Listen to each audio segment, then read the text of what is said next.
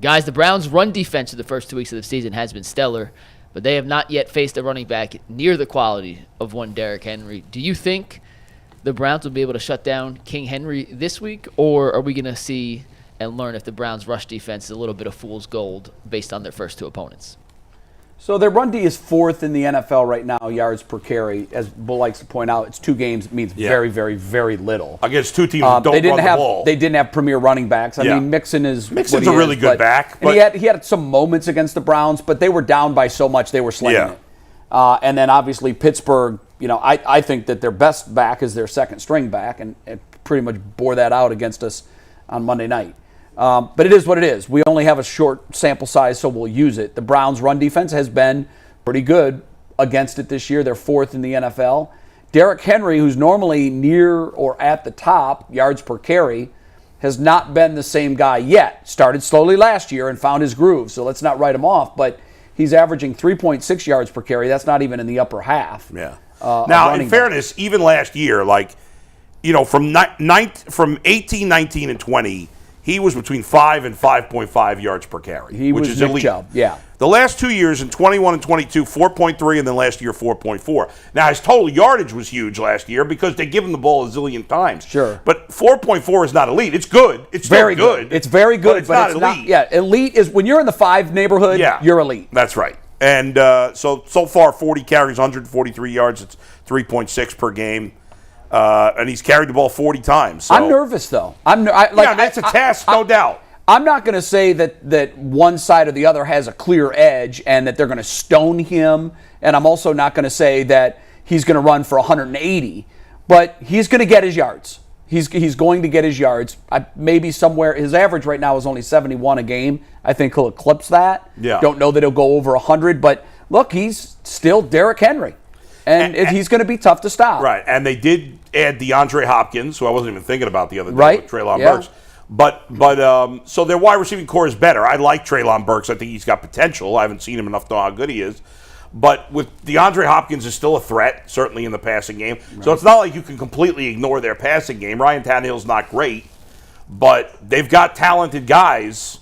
But I think if you're the Browns, I think their run defense is legit. I also think you have to continue to trust that your corners are good enough that you don't need to give them extra help. Like, they should be able to handle the job, and so the safeties can be more involved in the run game, because that's ultimately what Tennessee wants to do, even though they have good wide receivers. Yeah, I believe in the upgrades they made at defensive tackle, so therefore I believe in the run defense, and I think it will hold even in a matchup like this. I do think Henry's probably still getting his legs under him, and he's just going to get better as it goes on. But also, at some point, there is going to be a cliff. Like, this isn't LeBron and Tom Brady. He's a running back at some point. And he's a running back with a lot of miles on his tires. He's been overused. If you can do that today, he's been an overused running back. Yeah, so at some point, he is going to hit that wall. And the yards between the 20s don't scare me as much as the yards in the red zone, I guess. And we've talked about that before. Defenses will give you whatever you want between the 20s.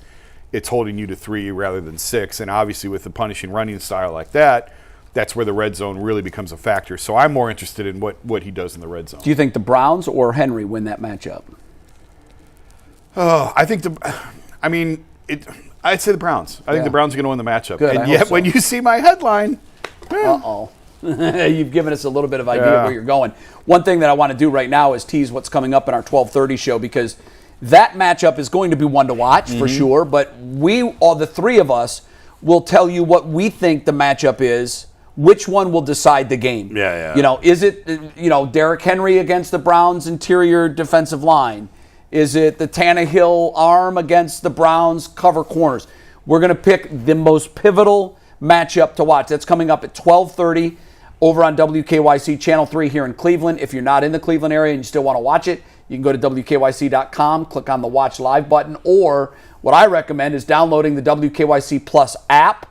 Then you can put it on your smart TV at home and watch it on the big screen TV with no problem. By the way, Jay, before you move on, to put it in perspective, how often Derrick Henry has toted the rock over the last 4 years.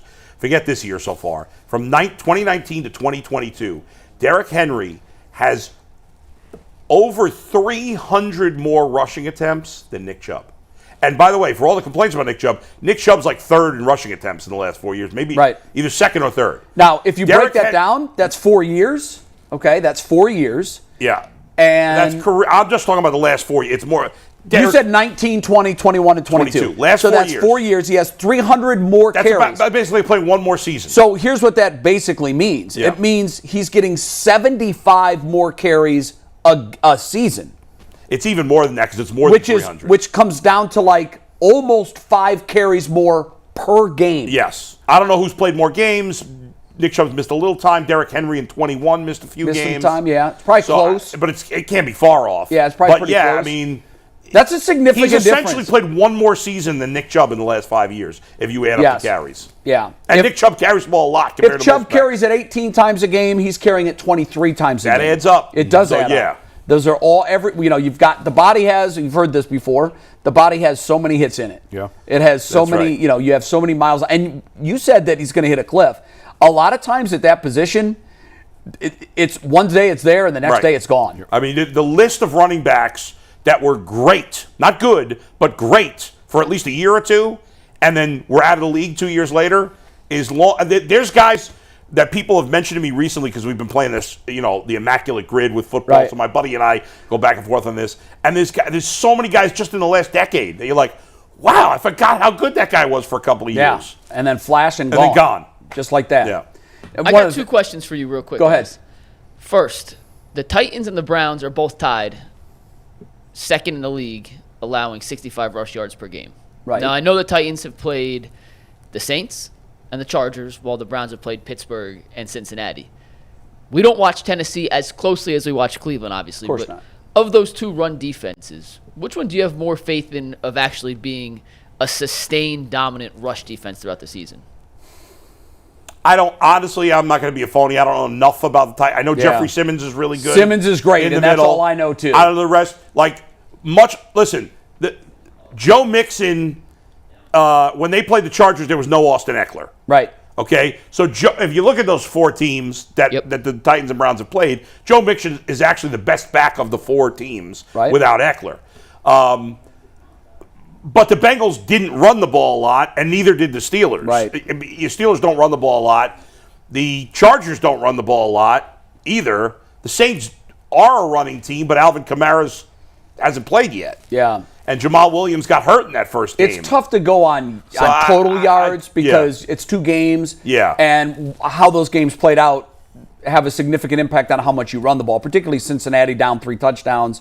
They didn't run a lot. They just didn't. I went to yards per carry for mine. Yeah. And the Browns were, I think I said, 4th in the NFL. They're averaging 3.6 yards per rushing attempt against. And what were the Titans? Good. Do we have that? The Titans were very good too. I didn't write down their rank on yards per carry. Right. But they were up. They were very good. Yeah. I'll look into it. I just think it's too early to judge teams based on the stats. But to Jason's point, I like the pieces that they've added when it comes to stopping the run. And I think it's safe to say they're going to be significantly better at stopping the run this year than last year. Are they going to be better than Tennessee at the end of the year? I don't know. I think we all believe in the Browns' ability to stop the run and just be really good on the defensive line right now. There's no reason not to. Right. I don't know enough about the bread and butter of the Titans' defensive line to know how good they're going to be the whole year. Yeah.